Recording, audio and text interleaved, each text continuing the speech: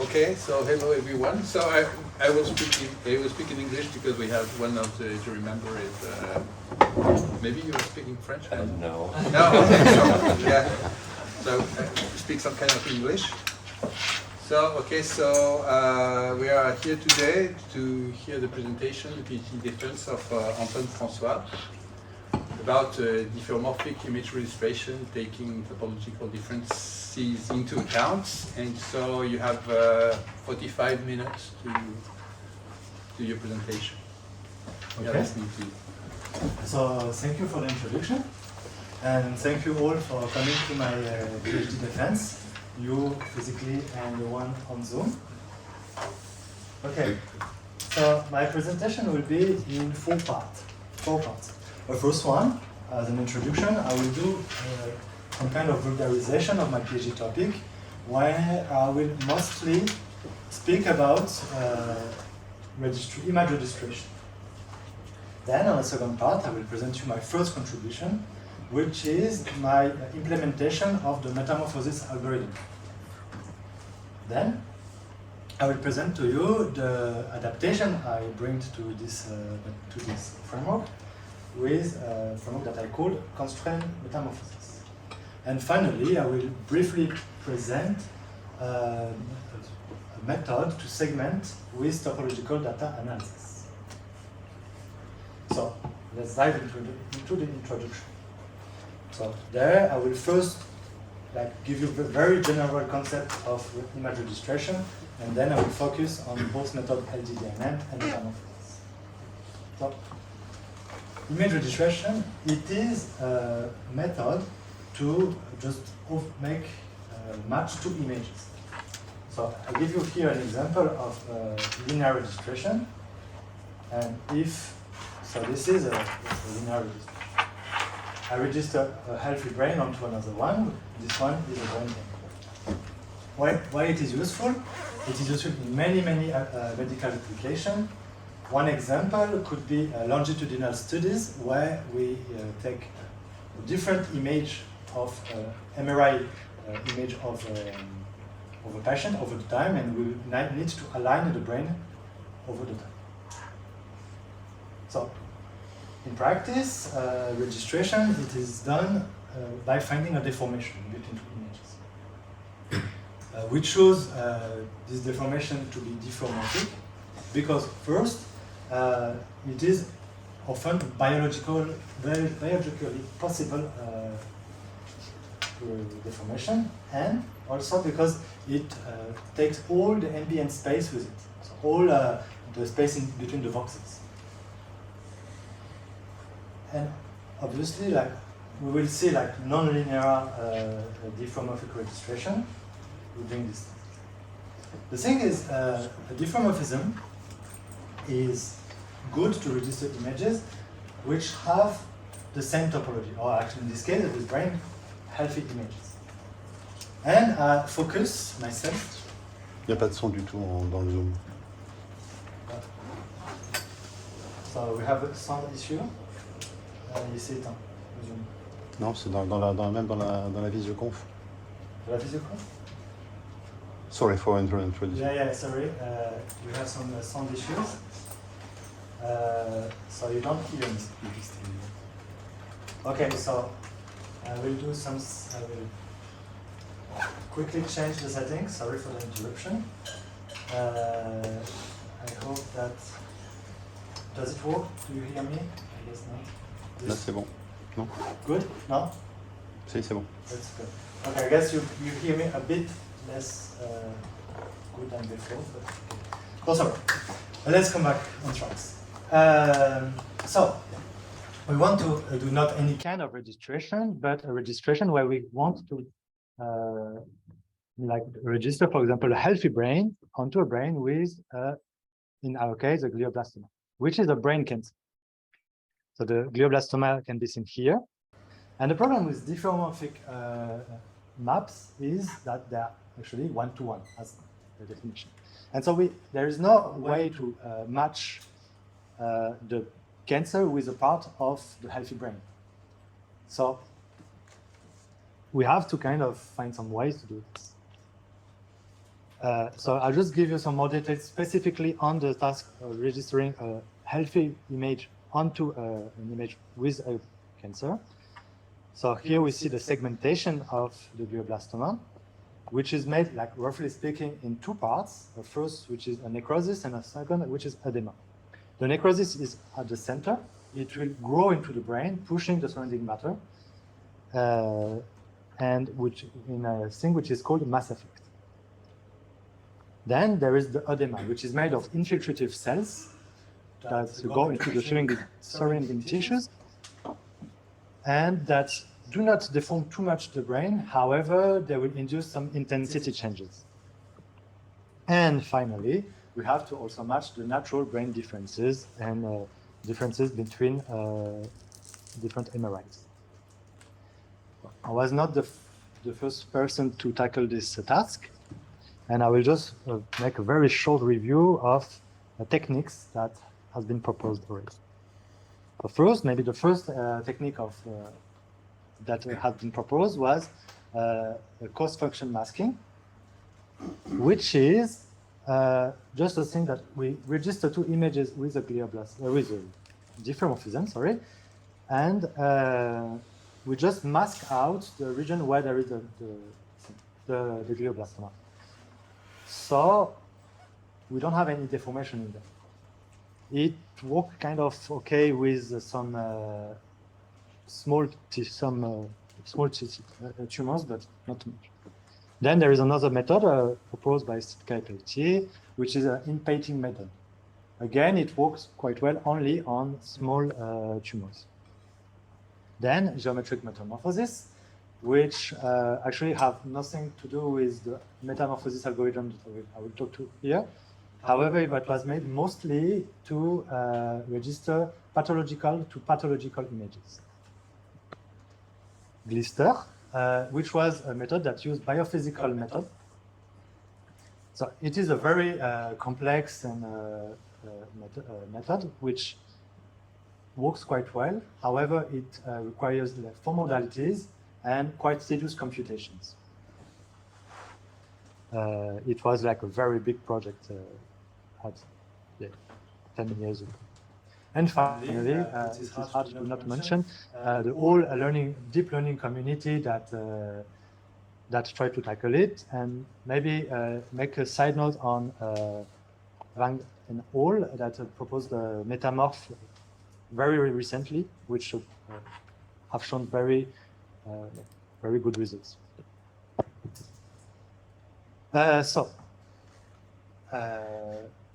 The registration I will present to you will be based on metamorphosis mostly, which is itself based on LDDMA, and it is needed to understand metamorphosis.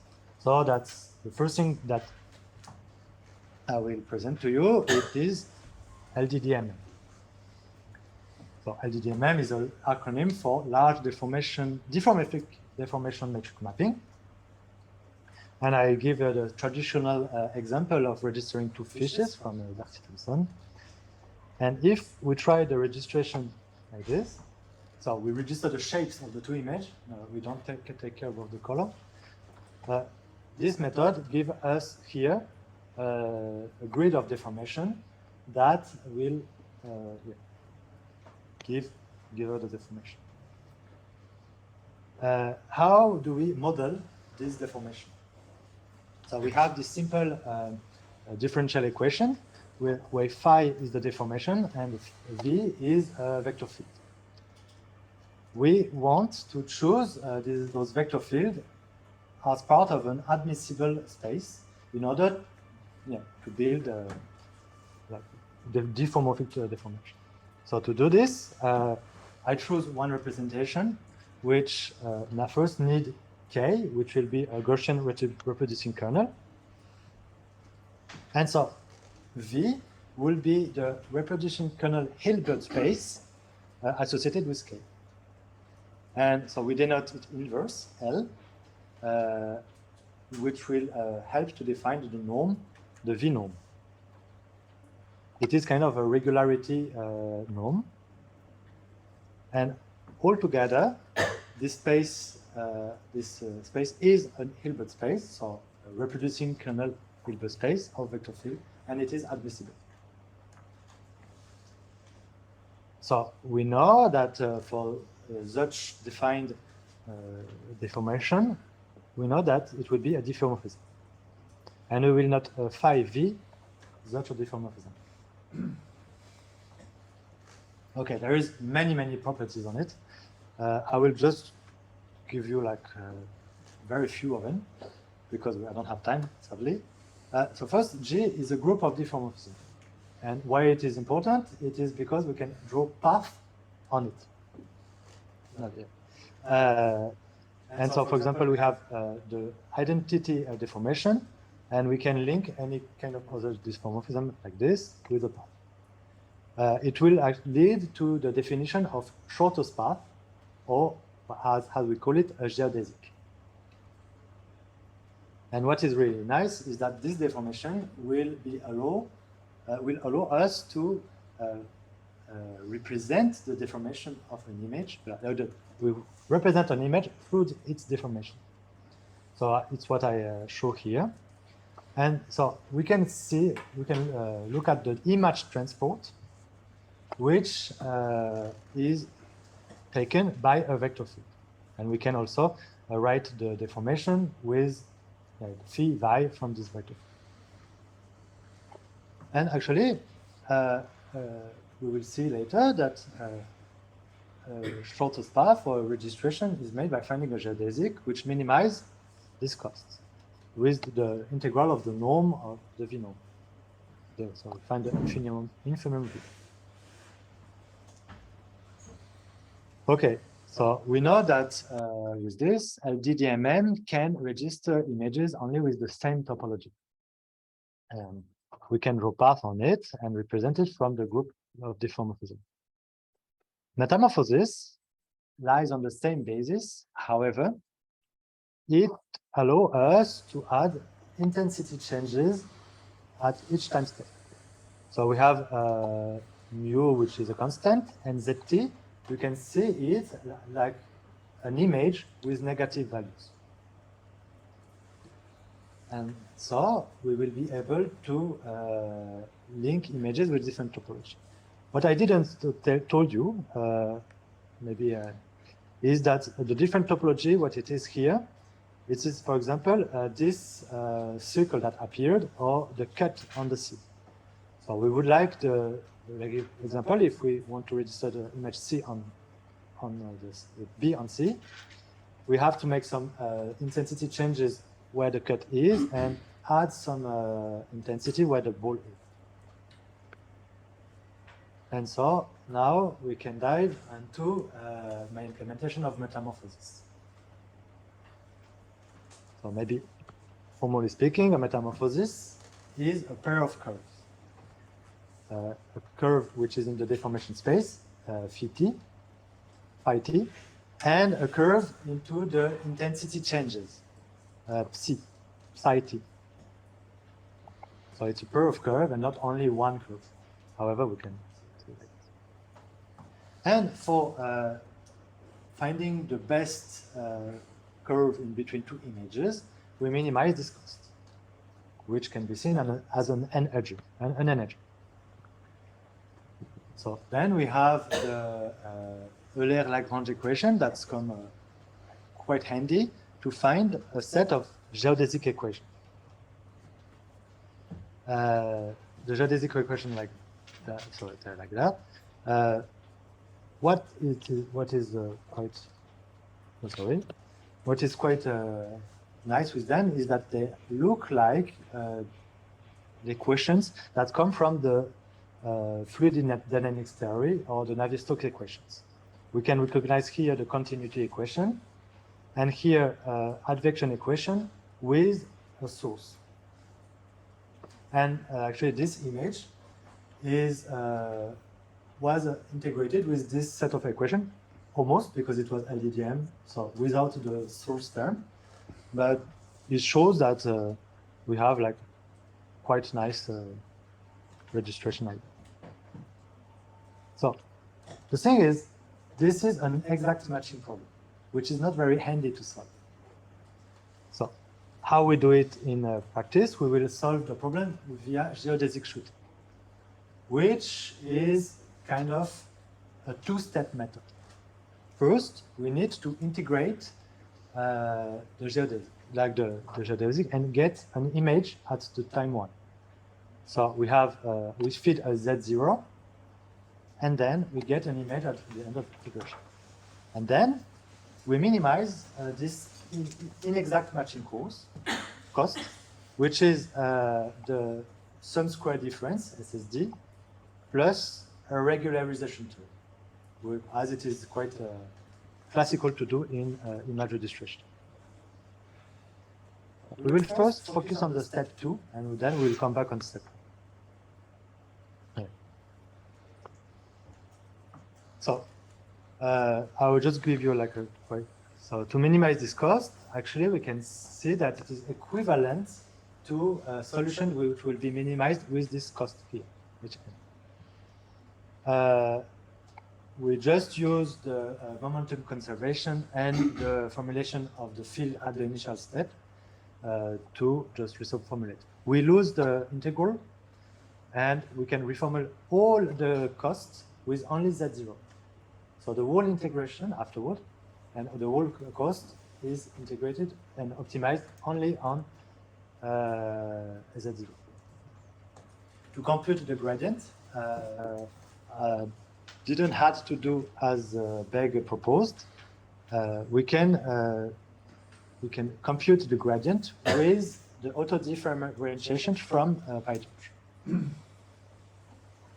So it is quite handy, and especially later on the I will present you like some other try that I did with metamorphosis, and that would be quite handy because I won't have to compute the gradient for each cost of metamorphosis.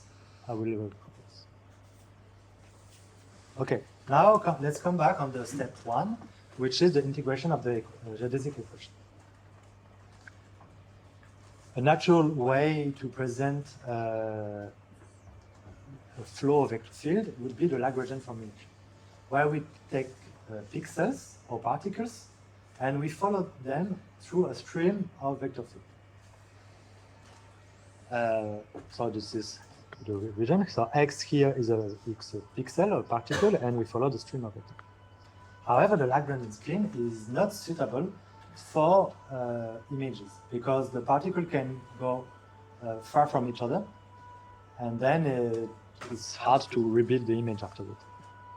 So what is more classical is to use an Eulerian scheme, which is formulated like this. So we have the advection equation we have seen earlier. And how it is done, it is just the update here of the image with the field times the gradient of the image. So if we implement the integration scheme like that, we will see that first it is very slow because of the Courant-Levy-Frechet condition. We will have to have a very small time step. And if we choose a number of time steps which is not high enough, we will have some field aberration or some divergence. It will be actually quite hard to converge in practice. So there is something in between that is quite handy. It's a compromise in between the two methods, which is called the semi-Lagrangian scheme. How does it work? So we take a stream of pixels, so a stream of voxels, and we take all the voxels that arrive at the center of the grid, we retropropagate them to get the first. We retropropagate them. This is hard to say, and we then select the color or the intensity of the pixel at this point, and just update the grid with this. So in practice, how it is done. So I just gave you here the integration with the source. So we will interpolate the transport of the image with phi, and we will add up the intensity changes with the time step. So if we now apply this semi-Lagrangian scheme on images, we see that it is way more stable for the images. However, we have still some instabilities on the residual instabilities on the residual. So actually, the novelty of what I did, it has also applied this semi-Lagrangian scheme on the residual part. So the residual part equation is the update is by the divergence, and we can split the divergence with the divergence theorem, and then interpolate the part of the transport of Z of the residual, and then just add up the residuals times the divergence of the field. And now we have a very stable scheme like this for both image and residual.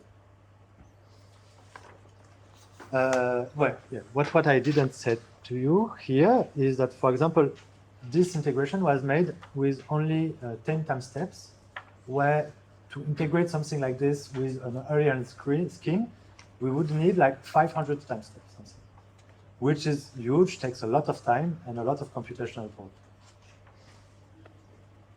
So yeah, I proposed an open source version of Metamorphosis, which is quite easy to use, and it is in Python. It was done with PyTorch, so you can use GPU acceleration. And also, I made it everything in an object-oriented version in order to make it easy to tweak it and to make any kind of modification you want. So, did we solve the problem? We have now a method that can register images with topological changes. So, what I didn't really emphasize for now is that Metamorphosis allow to control the amount of intensity changes we can add in. In my version of it is controlled by rho and mu. And the thing is, we can decide if we want registration with small intensity changes or big intensity changes. So it's what I show here on the source and target image. So just let's zoom out of the results. If I use small intensity changes, so we have something which is close to LDDMM, close to only deformation, and some intensity. The thing is, here we see that the part of the brain were deformed to match the color. So here the small the white matter and the ventricle were used to kind of explain the apparition of the tumor, which is not what we want to. If we add big intensity changes, we have a very good registration, photometric registration. However, the deformation do not show well the deformation like this. And here we see that with the deformation only, we have a deformation that do not explain a lot the apparition of the glioblastoma. So now it is not solved, and it is because of the residual entanglement. And that's why we thought about something else.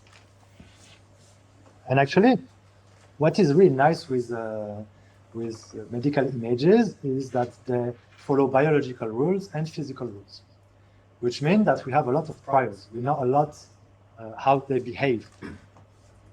And so I said to myself, okay, why not drive metamorphosis with these priors? And so that's the idea of weighted metamorphosis. First, during this part, I will go over the different changes and how to end up to the full constraint metamorphosis one. Let's show it. Oh, it was not clear. So, okay. So we have here the new energy, which is like a special case of constraint metamorphosis, which will be the energy here. And we just changed this part, which was the L2 norm on the residual, and we just changed it for having the scalar product with a mass m, which is 10. If we compute the Euler-Lagrange equation of it, we have a set of geodesic equation which is very similar to this, with only the mask that arrive on to the source image. We were quite happy to see it because it is consistent with the classical metamorphosis. So I will present you through some toy example because it is easier to see the results. And here we want to match this source image with the target, where we modelize kind of the growth of tumors inside. So obviously, if we register with LDDM, there is no intensity changes, only deformation. With metamorphosis, we have an apparition of tumor. However, we see that here the organs that we want to match are explained by intensity change. With weighted metamorphosis, however, we allow to add intensity only where the tumor is.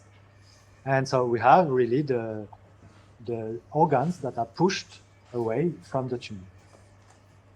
However, we see that here, some organs got stuck with the tumor. And that's because they were superposed with the tumor at the beginning of the registration. And they can't split apart because they have similar intensity. So the idea was to kind of mimic a growth of a tumor. And so how we build this growth, we first set a mask at the time 1 as the topological difference segmentation, which is, simply speaking, like the glioblastoma segmentation that we will use. Then we initialize M0 as a small ball at the center of the mask we have. Then to have a growing mask, we register M0 on M1 using LDDMM, recovering a temporal image and deformation. So if you apply this with a growing mask and without growing mask, we see that the fact that we have a growing mask with some borders that saw a gradient of the image that's cool. We have a gradient of the image, so we can emulate kind of a mass effect around the tumor, just with a simple weighted metamorphosis. The thing is, here it works because it is a very simple toy example, and the surrounding of the tumor is constant. If we use this on real brain, or actually on this toy example that I built, it will not work because the intensity and the texture around the tumor will kind of impede the gradient, change it, and it won't be able to really regenerate the same mass effect. So the idea is we have previously registered the two masks with LDDMM. So I thought, okay, I have already made a registration. Why not use the vector field that I have already made? So I will have now two masks and a vector field. So the vector field is the VT is considered as a prior now, and PT will indicate where the vector field should be followed, and another mask MT to allow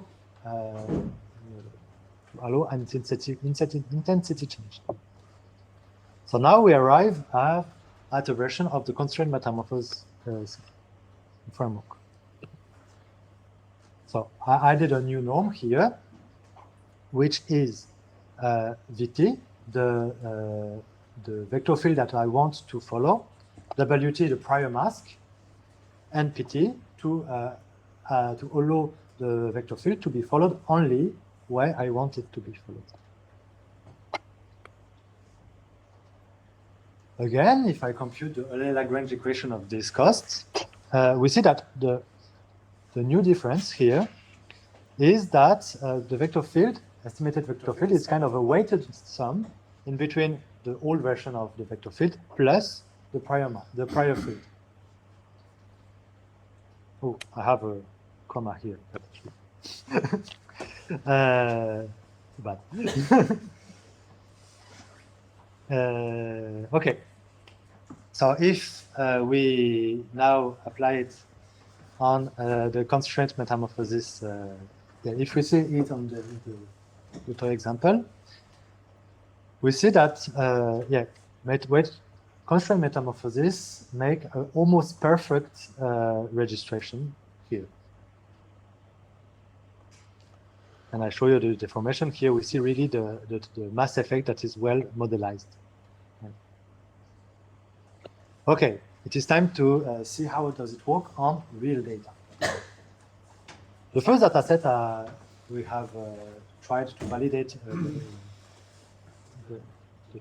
the task was BRAS 2021, which is a big data set that was provided for a challenge, which aimed at segmenting glioblastoma. They provide 4 modalities of each brain image and glioblastoma ground truth segmentation.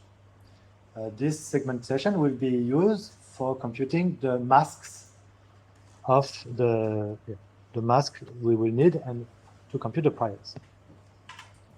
Then we also need to validate the deformation of that we will compute. So to do that, we can use the ventricles. The ventricles are quite nice because when a tumor is growing, they never infiltrate the ventricles. However, they will deform them a lot. And so in theory, if we have the good registration of a healthy brain onto a brain with a glioblastoma, the ventricle should be well matched. So we can use this as a measure to compute well the both segmentation. And so we measure the overlap of this registered segmentation and segmentation with a dye score. Okay, let's just look at some data. So I compared weighted metamorphosis and constraint metamorphosis here. We have already seen that metamorphosis was not working so well for this task. To explain, actually. So weighted metamorphosis here, if I stop at the end of the integration, we see that it registers well the surrounding areas. However, within the mask, it will deform heavily the ventricles and the top brain in a way that we don't want to see. When for constraint metamorphosis, we have something which is quite similar at the end with the SSD. And we have the deformation here that took only part of the white matter where the tumor are growing and not part for the weighted metamorphosis. So I think it's at least a better registration than before. If we look at quantitative results, so SSD is for sum squared difference, then this matrix is we take the source image only applied with the deformation, and then we do the SSD, the sum squared difference, and here the dice metric that I just told you about. So this is kind of how good the intensity was matched, and here how good the deformation was. And we see that weighted metamorphosis performed the best for the deformed image here. And for the quality of the deformation, we know that the dice, the ventricle will better match with the dice. I have also tried this method onto another challenge, which is BRAT-REG. BRAT-REG was really a registration challenge which aimed to register preoperative to postoperative brains.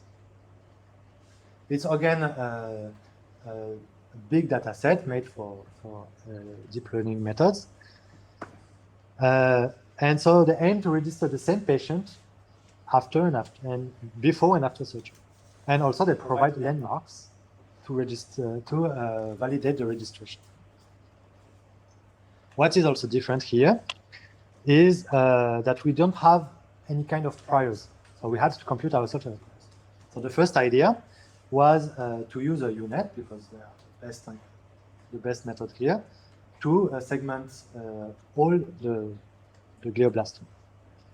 It was working quite well with the pre-operative registration, because we have big data sets to train a UNet on.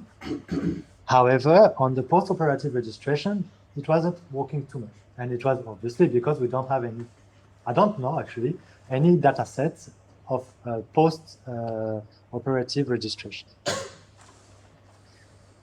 And so actually, I processed my results. However, we can see that with bad kind of prior calculation, because they were not so good.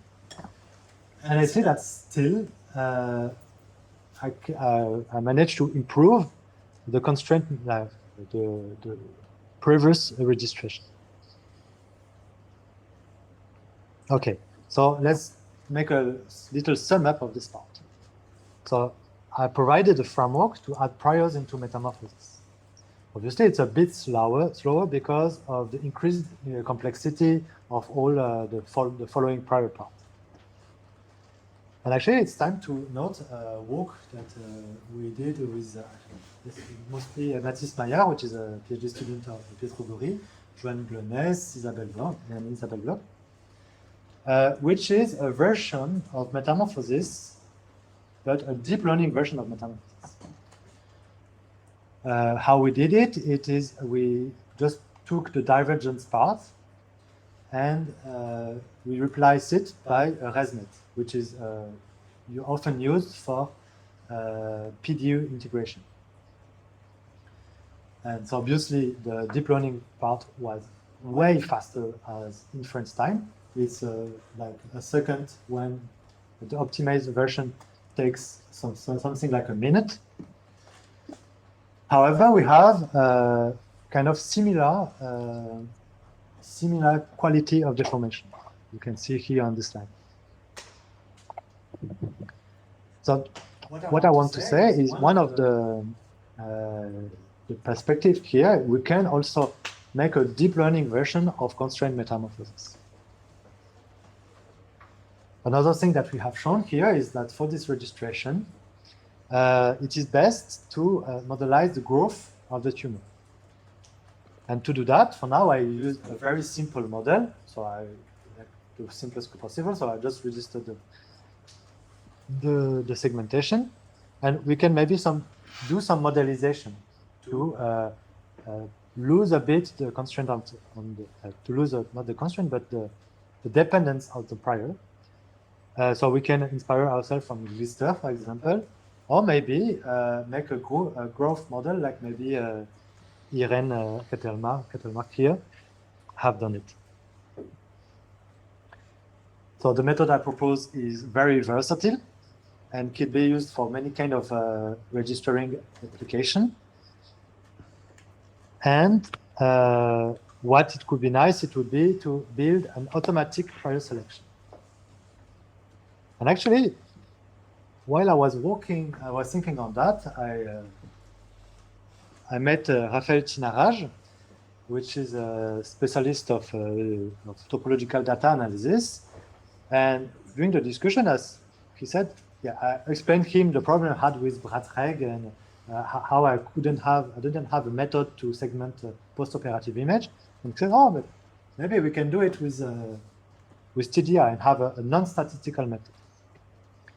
So I won't have really the time here to present you the method. If you have questions afterward, I would be happy. However, just very quickly, what we use is TDR and to select connected component and cycle onto the glioblastoma. So we didn't have too much time to work on for now. However, we have some promising results already, which I can discuss later. Okay. it's time for the conclusion. So during my conclusion now, I will first describe two methods in order to build atlases, two very different kind of atlases. Then speculate a bit on how we could use like maybe a metamorphosis atlas, and finally conclude. Okay, so first I want to present you a statistical atlas, and especially the work of Alexandre Roux, which was at the EPNP just before me. So the aim of this atlas is to find the location of the GB onto the template, and actually to make a map of the frequency of all the, I said GB, but it is Glioblastomas. And so it is how we build such an atlas. So first we take a healthy brain template, we register it onto a brain with a glioblastoma. So here it's the orange part. Then we select all, in the second part, we select all the Vox cells that have a glioblastoma and retropropagate them onto the original the template. Then we repeat the action for a whole data set. And this gives us a probability density of glioblastoma over the brain on a two data set. So in this image here, we see that near the ventricles, we have a lot of a certain type of glioblastoma. With this, the physicians were able to show some correlation in between the glioma location and the symptoms that the patient were experiencing. There is maybe two things to say. First, in this method, they used cost function masking to register the images, which I said to you is not very efficient. So we consider we have to check if they're viable, and maybe with LDDM and metamorphosis, there is something that we can build tools to do statistics on shapes. And actually, we would like to add this feature to this kind of atlas. And actually, that's also called an atlas. I will call it a diffeomorphic atlas. And so how it is made? So again, we take a big data set of shapes, or here the blastoma, and we find the barycenter of this space by minimizing. So we have a distance d, which is here, which will be the infimum of an energy that we have defined earlier, like for example the metamorphosis or LDDMM energy. And we build the template by finding this weighted norm distance. And so the diffeomorphic atlas is this average template, average shape, with all the deformation from this template to the dataset, to any point of the dataset. And it is actually quite handy because, for example, if we take two initial momentum, average them, integrate over this momentum, we will have kind of the interpolation in between these two shapes. And we can do it continuously. Okay. So now the question, can we build an atlas with metamorphosis? So technically, yes. There is nothing that don't allow us to do that. However, there will be some interpretability issues. Like a first point, for example, is that metamorphosis can register images only with a fixed amount of intensity changes. For example, if we want to register a big data set and we have two images of the same topology, metamorphosis will use some intensity changes to register them already. Which, we have to interpret what is this intensity changes and how to interpret it. Then there is another question, would be how to build this template for a glioma database. And what is the sense? So, for example, if we just apply it like this, the question is, what would look like such a template with intensity changes? Would it be like something like a brain with a lot of seeds of tumors everywhere? And also we can ask ourselves if we average two initial momentum, what it would look like. It would be like something like half a tumor, or something. I don't really know. I don't have the answer. Nobody have tried. It would be very interesting to do it actually, but maybe something with more interpretability would be a combination of a statistical atlas and diffeomorphic atlas.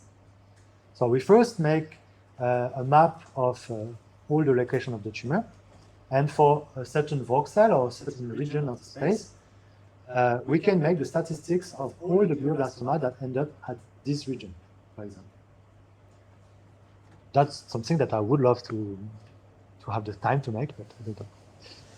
And so can we build a constraint metamorphosis atlas? Not that it is, because as we use priors, and they depend only, of the image, it loses the metric property. We don't have a distance on the whole data set. However, I think and I hope that if we manage to integrate the prior estimation within, maybe we can find again the distance. So the thing, what I mean is, by finding the priors in a how to say it, in a like I don't have the words, but in a given way, and it's the same way for everyone. Or maybe if we have like a model inside, maybe we can estimate the priors, and then it's not as much prior dependent within the model. I wasn't clear, but I have to conclude, and maybe we can make it more clear with the question. Sorry. So what I did during this PhD, so first, and it was not a small feat, it was to provide an implementation of metamorphosis with PyTorch. I had to implement a new integration scheme for stability reason. Then I proposed a framework to register images with constraints. And finally, I gave the first steps I gave with Raphael Tinaraj of glioblastoma segmentation method using topological data analysis. And thank you for listening. And if you have questions, I will be happy to answer.